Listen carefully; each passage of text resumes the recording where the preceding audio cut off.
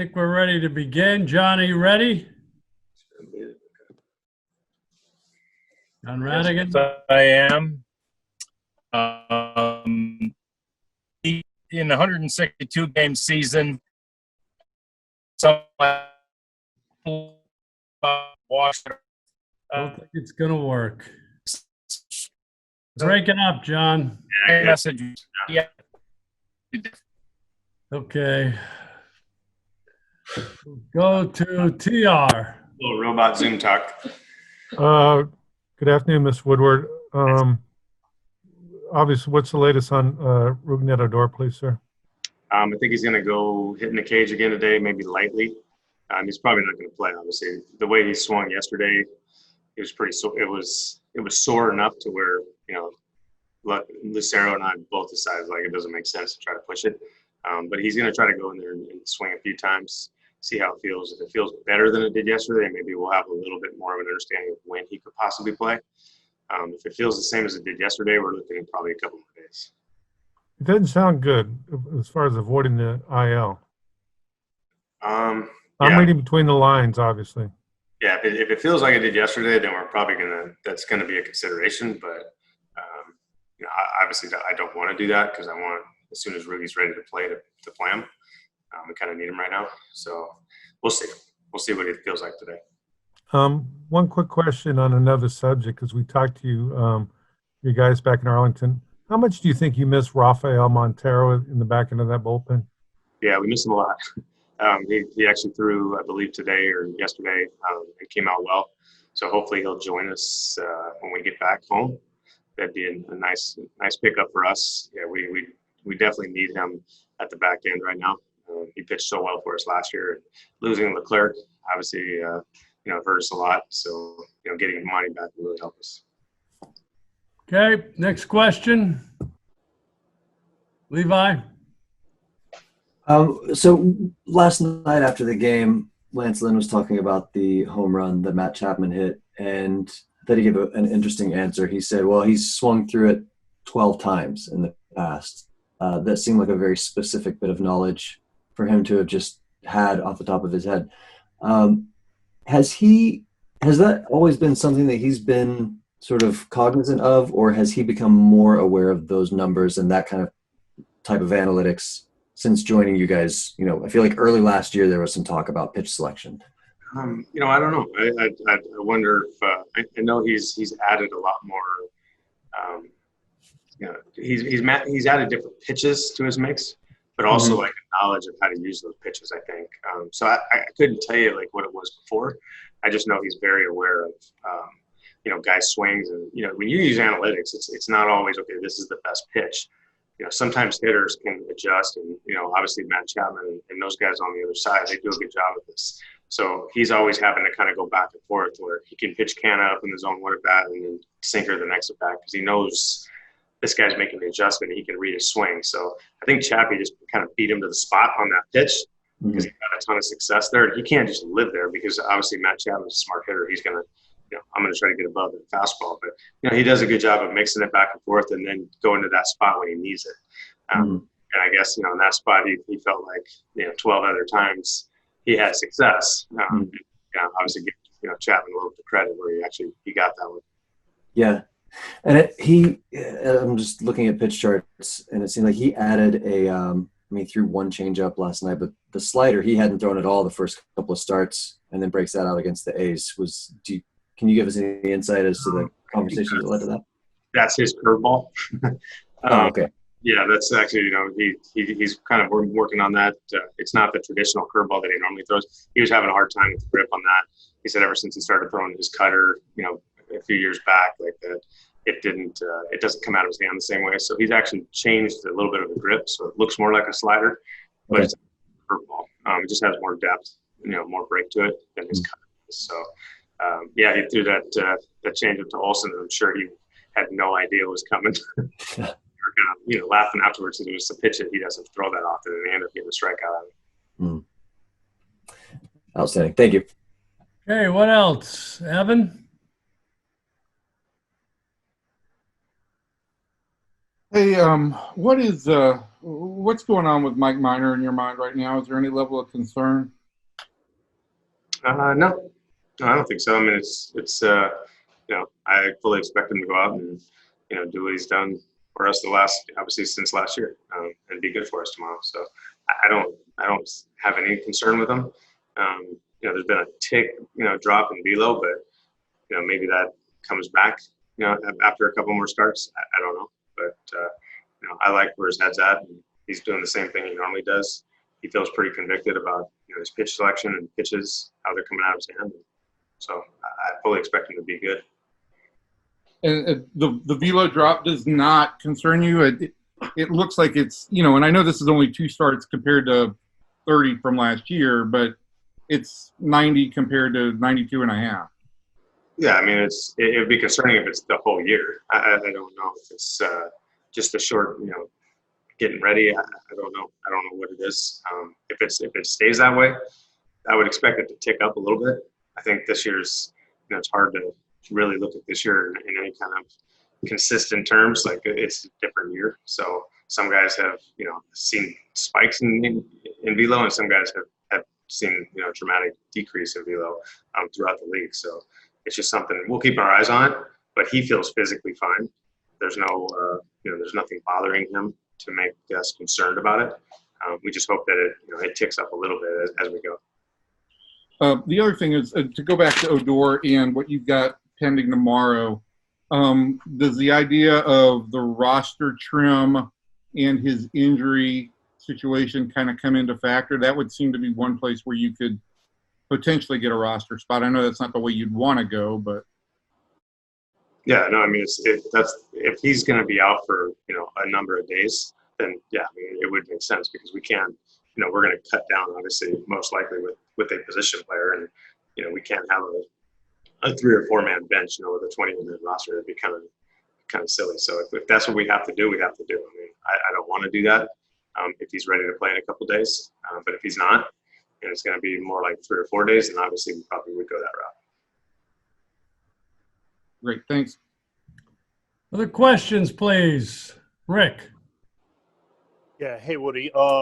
Just curious, Jonathan Hernandez was fantastic last night in a very high leverage situation. You've told us before that it's kind of bullpen by committee without saying that. Would you say with him, is he earning your trust that you might use him later in games? Yeah, yeah, for sure. Just seeing the way he handled himself, and just the quality of pitches, the way he, you can tell just how much control he has over his body and his mind. Even when he does make a bad pitch or he doesn't execute a pitch, falls behind a hitter, you can see he just kind of gets right back in the count and trusts his stuff. So yeah, absolutely. I think the way I'm looking at it now, when Monty gets back, especially, you're looking at basically our 8-9 guys, depending on how they match up. And, last night I thought about closing them, but I felt like the 7th inning was where we needed to keep the game, the way it was, so that way we could give our offense a few innings, a chance to score a run. But he did phenomenal last night again. Okay, what else for Woody? CJ. Hey, Woody, what is it about Manaea's fastball? Like he doesn't throw it hard. He doesn't have high spin. Looks like he has pretty good extension. What is it about the fastball, and how do you prepare for it? Yeah, it's crossfire. It's coming from basically first base. I think he's actually pretty far on the first base side, even more now. It comes from an odd angle, so it's unless you square up to it, it's obviously tough to see. He's got a lead extension. I think that's the biggest thing. It's not the velo, it's not the spin. It's just it's kind of like Raymond Johnson. I think he's at 7 something, which is a little bit unheard of. So you just see he releases the ball way closer to home plate so it makes 88 look like 91, 92. It's just really hard, especially if he's offset. If you don't get a good look at it, it gets on you. Is what we used to call like sneaky or however you want to describe it, but he gets a lot of guys to miss it. And then he's got late movement on, the cutter, and he's got a decent changeup to go with it. But the velo is not overwhelming. So it's just our guys need to, make some adjustments to try to make it look like 88 instead of making it feel like 95. So there's nothing you can do there from a prep standpoint, like when you use the high spin rate machine. There's nothing really you can do to replicate what he does? You can just have, either a BP guy throw closer to you, or just, with him, I think it's more of the offset because he throws so far from first base. And I know that, Willie had told the guys last year, he actually opened up to kind of face the arm angle. I thought that that was something that really worked well. And, for the right-handed hitters, they feel like they may not have to do that. But even then, you still could offset it to make that tunnel kind of be straight to you instead of offset. Like, it makes it just tough to square up the ball, especially if the ball has a little bit of extra that you're not really expecting, because 88 looks like 94, I guess, with the extension. Gotcha. Awesome. Thank you. Other questions for Woody today? Levi. All right, so you are a former infielder. I have been watching a few guys take tags differently. So when a runner's coming in from first base and you're covering second base bag, specifically the footwork, I'll see guys sometimes, a little closer to home plate, like in front of the bag. Sometimes they're straddling the bag. Other times they'll be up the first base line a little bit. Obviously, without wasting everybody's time with a 15-minute dissertation. Sorry. Can you give me some just quick tips as to why different guys might be positioned in different places? We can honestly talk about this. Things have changed with tagging. I was brought up where you straddled, and they actually changed probably about halfway through my career by going in front of the bag.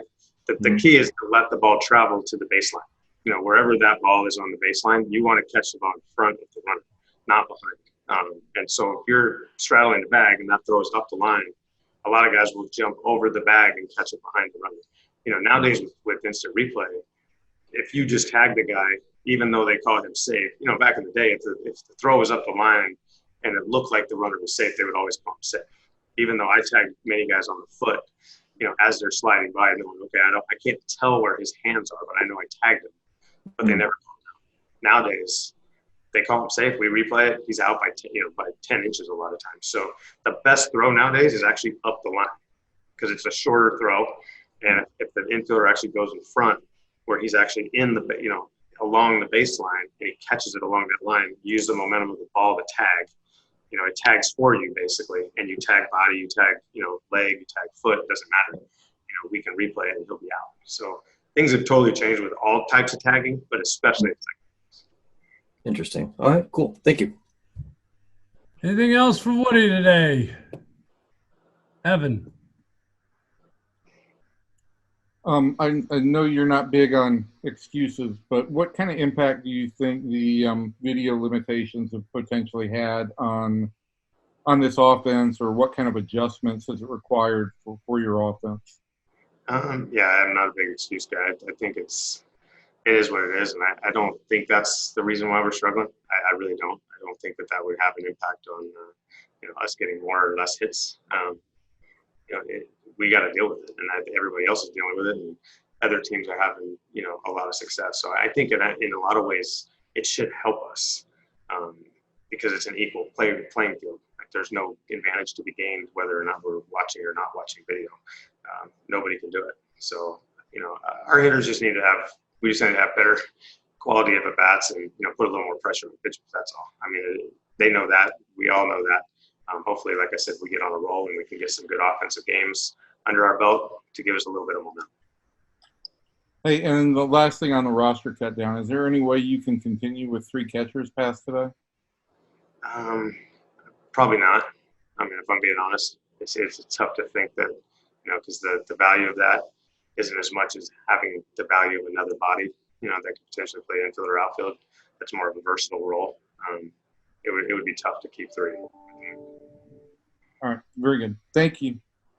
Other questions, Dave? Kind of along the same lines as Evan's question, Woody. Up to this point, it seems like the 3-batter rule for relievers has been at worst a minor annoyance maybe to somebody. But last night in the 9th inning, it occurred to me just how impactful that rule can be at times. And it seems like almost like in the 9th inning in particular should be a spot where maybe that rule really just can't exist. Good luck with that. That's not happening. You're right, because unfortunately it's like if a guy doesn't have it from the first batter, you can't just make a change. This guy's got to face 3 batters. And at that point, yesterday Not that I would have taken Volquez out, but it's just, if some, if I put a young kid in there to, Volquez I trust, and obviously he's got a ton of experience, but that's where I'm trying to, as a manager, try to realize, okay, can this guy handle it? Because if he has a bad first hitter, I can't just get somebody going and have somebody ready for the third hitter. He has to go all three. So things could spiral, obviously, and that's part of what we're dealing with nowadays. And yeah, I don't think they could specifically make it for the ninth inning, because I think that would the MLB won't do that. They just won't do that. Thank you. It just struck me as absolutely insane last night that your hands were completely tied. And then you bring in Javi, and again, you'd be in the same situation, right? You had no options except to watch him for three hitters. Yeah. Silliness.